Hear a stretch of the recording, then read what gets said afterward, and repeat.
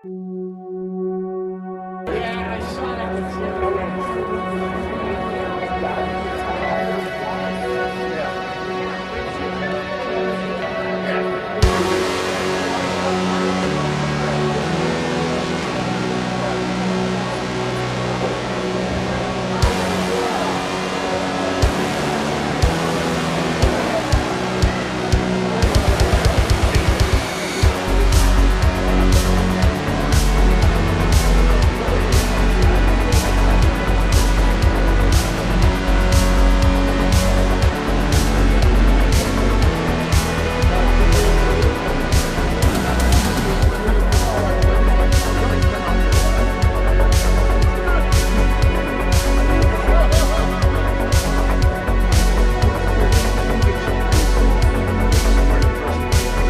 Mr. Cooper. Hey, how are you? I'm such a huge fan of you, sir. Oh, thank you. Ever since I watched I know as a kid I shouldn't have been watching that movie, but when I watched Friday the 13th Part 6 and I heard your music, that's when I'm like, I love rock, I love heavy metal. Is that the original or reissue? Well, I was really glad that they approached us on that. Because I watched, I was a big fan of the movies also. So when they said, will you do some music for the movie? I went, yeah. Wow. Yeah. If you want me to, I'll kill Jason. That would have been a great ending to the series. Thank you, Mr. Cooper. Thank you.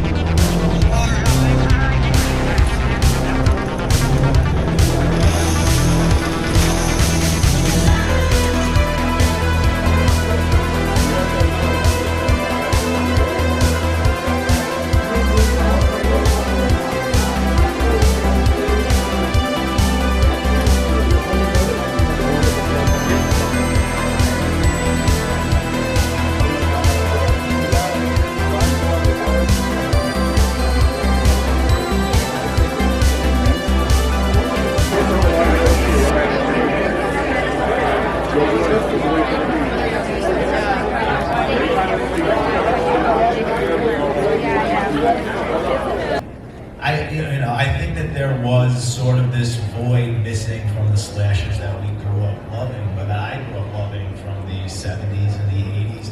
And just as a fan, I was always trying to recapture that for myself, first and foremost, because I make these movies for myself, first and foremost, and I hope that there's other people out there, like-minded people who have similar tastes, who will also gravitate toward my imagination, and thankfully that's happened, so I'm really grateful for that. But I think ultimately it is the Art the Clown character, clearly, that everybody fell in love with, and what this gentleman here brings to that character, and I think it's just the perfect marriage. But there's a charm and a charisma to Art the Clown. There's an allure to his presence, and I think when it comes down to the violence, we really push the envelope and we walk the walk. And like Daniel said, it's taking what's fresh, it's taking what's familiar that we all love and grew up loving, but then trying to bring it to a new audience, or add a new flavor and a new flair to it.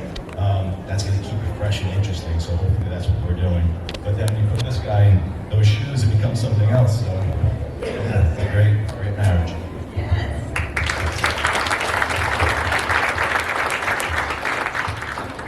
I think it's also just the fun factor behind it all. It's just like we are making the type of movie that we have always wanted to see, that we grew up watching, and we wanted to bring it back to what we enjoyed, and we have fun making these movies, and I think that translates to the screen. You can tell when you watch other movies when they're having fun making it, and there's a certain energy that's behind those type of rooms and electricity too. Yeah, shocking. But so yeah, I think it's just the fun factor with the characters of this. It's not just art. He's a fun character. Sam is an awesome, protagonist. It's all those combined is made for a fun film for everybody to watch. My kids are afraid of me now, but so I think that's what resonates with people. People want to have fun and get a moment where they can check out and just enjoy something, and I think it really brought that to everyone. Wonderful, absolutely, right? I just realized something. We have a sandwich here. We do. We really do. A sandwich. That's going to be the title of this episode, The Sandwich. Sandwich. Sandwich with art. Yes. I've got a crazy question. When kid actors get cast in things, generally they go and I had a scene with a horse, or we were 3 kids and we were, breaking into the witch's house. When you went home to North Carolina, what did you tell your friends you did on the set? Was the laundromat the first scene? Oh, was it? The possum scene. The possum. I just thought, how do you describe that to your 11-year-old friend? Well, it was like a circus, only nothing like a circus. I would send selfies to them on set with my makeup on and everything, and my best friend to this day still has them, and she'll send them to me all the time. Back in 5th grade, and now I'm in 10th grade, and I would send selfies of me in costume and everything, and yeah, she still has them, and we laugh about them to this day.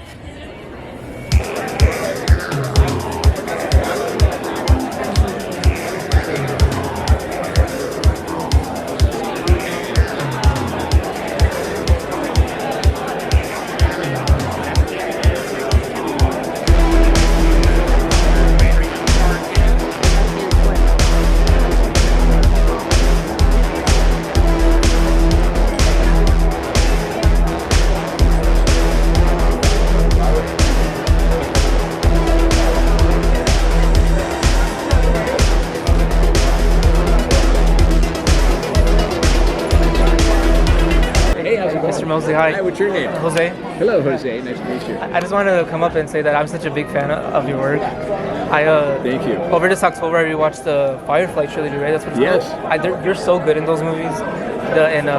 Devil's Rejects, incredible. Thank you. And Chop Top, that was like, I shouldn't have been watching it when I was a kid, but Chop Top as a kid, I'm like, that's my guy. That's my guy. Yeah, it's good. I mean, when parents come up and they seem to be, they feel ashamed that they have let their kids watch that, and I say, no, that's proper parenting. Yeah. Yeah. I walked in on my parents watching that, and I'm like, I wasn't scared, I was hooked. I'm like, this Chop Top guy. Yeah. Cool. Dog will hunt. Yeah.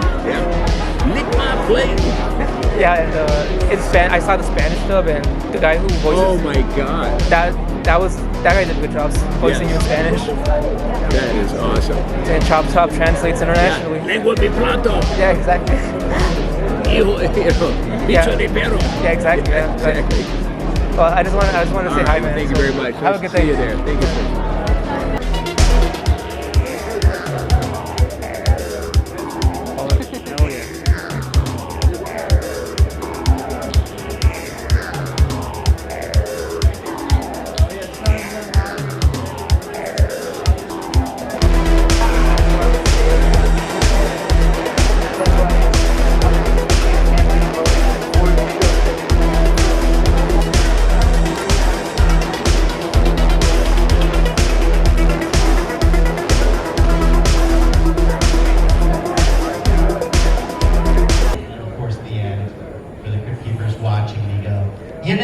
The other half is a villain, but this one is a regular gory Cooper, a Robert Denford, and that voice, I can swear he reminds me of someone I know.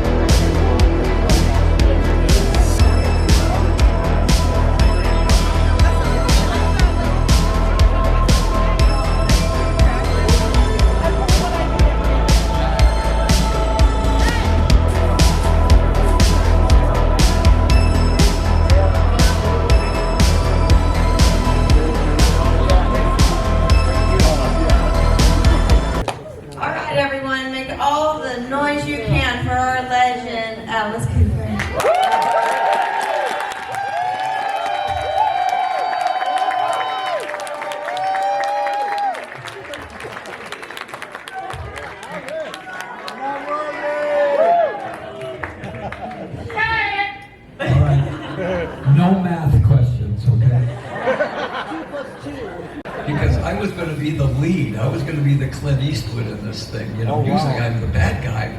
In this one, I'm going to be the good guy. But I had to get up early every morning, know all my lines, and I had to be sober, which was great. That was fine. I did all that. Everybody in the cast and crew were drunk. All the time. They all smoked cigarettes. I don't know why they had a fog machine, because there was smoke. You know. And the funniest thing about this movie was everybody in the cast was either English or American. So they spoke like this. When we got the movie back, it was, "Hey, how you doing over there?" It's just, they overdubbed all of our, broken English. And I sounded like a truck driver, and I went, why would they do that? But the movie was fun to do, and it was really, really, you remember when all the video stores were open? They had one listing over here, top 20 turkeys of all time. I was in 3 of them. Sergeant Pepper, that one, and I forget what the other one was. But, I told him, I said, I'll be in a movie, the kind of movie that I would rent. I always rented movies where if I even recognized anybody in the cast, I wouldn't rent it. I always loved C movies, and so I said, I want this to be maybe C-. I get it, you're angry. You're 17, you're angry, I get it. Write a song about it, but don't just write a riff and yell at me. I said, write me something that I can hang my hat on. It's a real song, and it's very hard for them to do.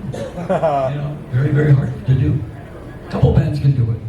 Absolutely. So we're at a horror con. We all love horror, of course. One of my favorites happens to be Freddy's Dead.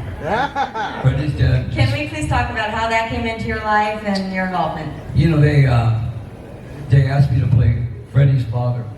And it was the hardest thing to do when you're doing a horror movie is not laughing. Because he's going to put a straight razor through my eye in 3D. And every time we get ready to do it, I go, okay, let's go. And then he'd go, and I go, okay, let's do it. And then he'd get ready to go, and I'd start laughing. So, horror movies are great when you see them because they're all edited and they look great. And then, in 3D, the thing comes through and I bleed to death and all that.